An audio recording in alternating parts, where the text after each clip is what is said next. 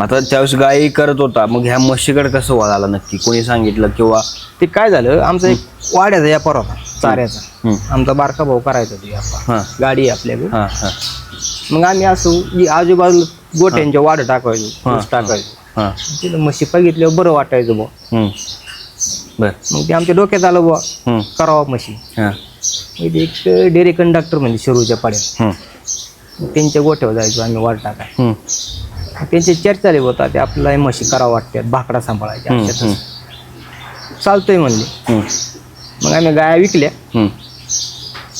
आणि मग त्यांना म्हणलं आपण भाकडा सांभाळू. मग ती मागं म्हणले भाकडा नका सांभाळू तुम्ही, आता भाकड्याच्या किमतीत म्हशी दुभत्या येते, दुभत्याच सांभाळा म्हणलं. मग ते लेबरचं ते आपल्याला नाही जुळायचं म्हणलं एवढं.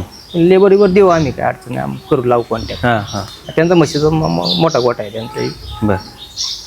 मग ती माझ्या संघ आली हरणाला, 2 गाड्या आम्ही संघच आणल्या. तिथून झालं चालू आमचं. बर.